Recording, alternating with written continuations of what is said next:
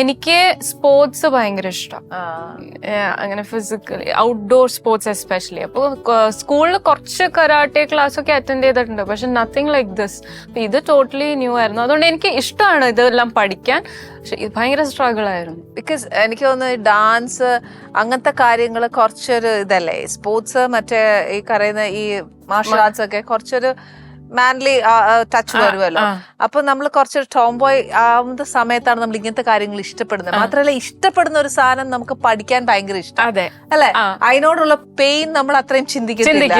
നമുക്ക് അഥവാ body pain വന്നാലും ഇല്ല എനിക്ക് ഇഷ്ടമാണ്, so I will gain that എന്നുള്ളൊരു ചിന്ത നമുക്ക് നല്ലോണം ഉണ്ട്. പക്ഷെ ഞാൻ ഐ ഡിഡ് നെവർ എക്സ്പെക്ട് 1.5 വർഷം എന്നൊക്കെ പറയുന്ന ടു ലോങ്. ഈ ഇഷ്ടത്തോടെ തന്നെയാ പോയത്, പക്ഷെ 1.5 വർഷം 1.5 വർഷം അങ്ങനെ വെച്ചിട്ടാണോ എടുത്തത്? അല്ല, അങ്ങനെയല്ല. ഫ്യൂ മന്ത്സ് ട്രെയിൻ ചെയ്യണം എന്നറിയായിരുന്നു. അപ്പൊ ബാക്കി വന്ന ഫിലിംസ് ഒക്കെ മാറ്റിയിട്ട് ട്രെയിനിങ് കണ്ടിന്യൂ ചെയ്തു. അത് കഴിഞ്ഞിട്ടാണ് നമ്മൾ ഷൂട്ട് തന്നെ ചെയ്തത്.